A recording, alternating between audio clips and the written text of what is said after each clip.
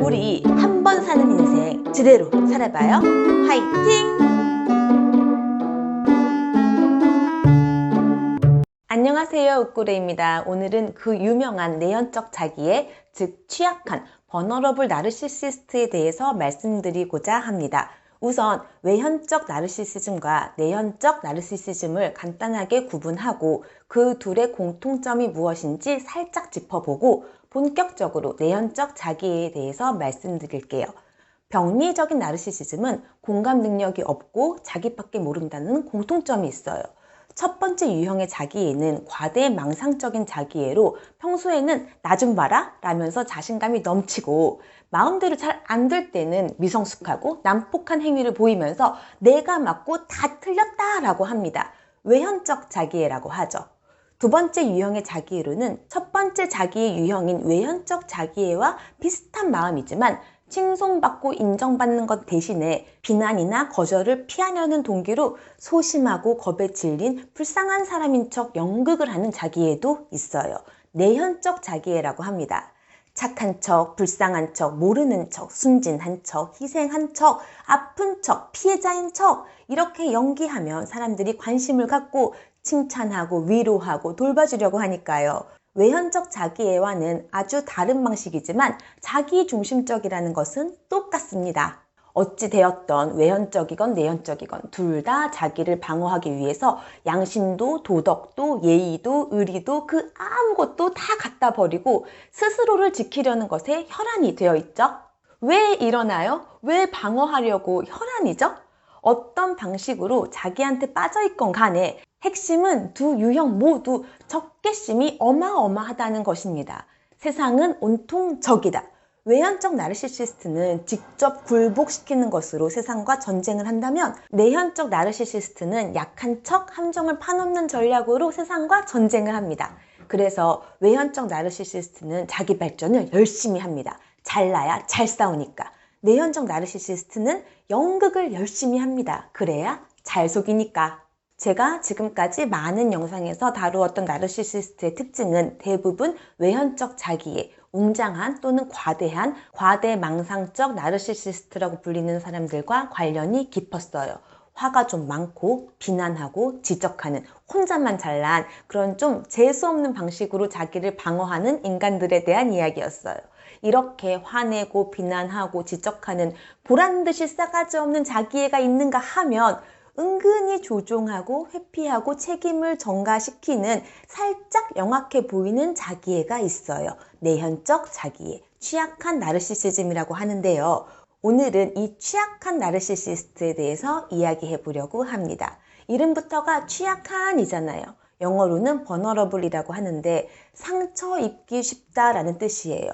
그러니까 내현적 자기애는 상처 입기 쉬운 자기애를 상처 입게 하지 않으려고, 창피하지 않으려고, 비난받지 않으려고 온갖 짓거리를 다하는 연약한 이기주의자다라고 하면 될 것 같습니다. 참고로 외현적 자기애는 과대망상적인 자기애를 현실에 직면시키지 않으려고 온갖 짓거리를 다하는 불쌍한 이기주의자다라고 하면 되겠네요. 내연적 나르시시스트는 다른 사람 눈치 보고 소심하고 희생하고 맞춰주는 모습을 하고 있어요. 속으로는 안달복달하고 나를 욕하는 건지 아닌지에만 안테나를 세우고 있어요. 왜냐하면 이들이 가장 무서워하는 것은 나를 거절하고 떠나가는 것이니까요. 근데 자기가 하는 모든 행동이 다 거짓이라는 것이 들통이 나면 공들여 놓은 나의 떨거지들이 다 떠나갈 거잖아요. 내 모습 그대로여도 떠나가지 않을 것이다 라는 믿음이 있다면 적개심이 그렇게 어마어마하지도 않을 것이고 이렇게 목숨 걸고 연극을 하지도 않겠죠. 근데 사실 또 연극이 아닌 것도 있어요. 상대방의 입장에 대한 조망이나 상황에 대한 공평한 판단이 안 되기 때문에 실제로 나만 피해자이고 나만 억울하고 질투하고 시기하고 우울하고 원망스럽기도 하죠. 외현적 자기애와 보여지는 모습은 매우 다르지만 내현적 자기애 사람들도 속으로는 무척이나 화가 나 있습니다. 근데 이 감정을 밖으로 쏟아내기에는 비난받을 것이 두려워서 분노는 억제하고 슬픔만 보이면서 희생자 코스프레를 하는 거죠. 내현적 자기애는 자기를 보호하는 것이 삶의 주된 목적이기 때문에 늘 불편하고 다양한 일에 집중도 못해요. 상처받거나 거절당하는 것에 매우 민감해서 겉으로는 소심한 듯 거만한 자기애와는 반대로 위축된 모습을 보이지만 다른 사람의 평가나 반응에 지나치게 신경을 쓰고 스트레스 받는 감정을 꾸역꾸역 억제합니다. 참으면 병나죠. 그래서 내연적 자기애는 외연적 자기애보다 대인관계의 면에서 더 병리적이고 더 역기능적이라는 연구가 있어요. 옆에 있는 사람 피말리죠. 왜냐하면 외연적 자기애보다 내연적 자기애가 사람에 더 미쳐 있어요. 혼자서 존재할 수 있는 힘이 너무 약해요. 그러니까 기생충처럼 숙주에 찰싹 달라붙어 있어야 돼요. 그래야 살 수 있으니까 아주 절박한 거예요. 내연적 자기의 성향의 사람은 자기가 괜찮은 사람이라는 이미지를 유지하기 위해서 상대방의 피드백이 아주 중요합니다. 누군가가 너 잘못이 아니야, 너는 참 괜찮아 라고 해야 살겠는 거예요. 그러니까 상대방의 존재가 없으면 어떻게 살 수가 있겠어요. 거울이 되어주는 대상이 반드시 있어야 자신을 확인할 수 있는 사람이라는 거죠. 근데 그냥 있는 그대로 비춰주는 대상이 아니라 아주 긍정적으로 따뜻하게만 비춰줘야 하는 거울이 필요합니다. 그런 대상이 있다면 내연적 나르시시스트는 그 대상을 절대로 놓치면 안 되죠. 그러니까 계속 같이 있으려고 하고 집착하고 자기 마음 같지 않으면 불만이 많아지고 강박적이고 중독되는 거예요. 그래서 나르시시스트들이 못된 행동을 그렇게 많이 하다가도 상대방이 헤어지려고 하면 거품을 부는 거죠. 갑자기 복종하고 수동적인 태도를 취하면서 있는 힘을 다해서 비위를 맞추죠. 나를 비춰주는 도구가 이 거울이 없으면 안 되잖아요.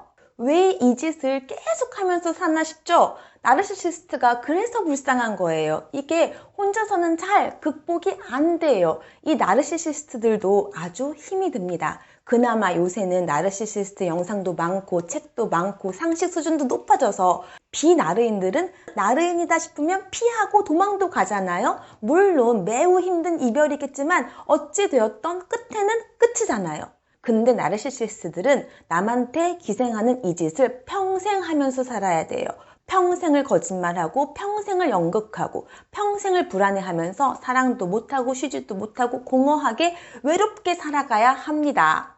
나르시시스트님들아, 상담 받으러 가세요. 돈 아깝다고 생각하지 말고 상담실 가서 선생님께 의지도 하고 화도 내고 화해도 하고 지지고 볶고 울고 불고 어리광도 좀 부리고 그러다가 좋은 관계 경험하게 되면 밖에서도 그 관계 해볼 수 있습니다.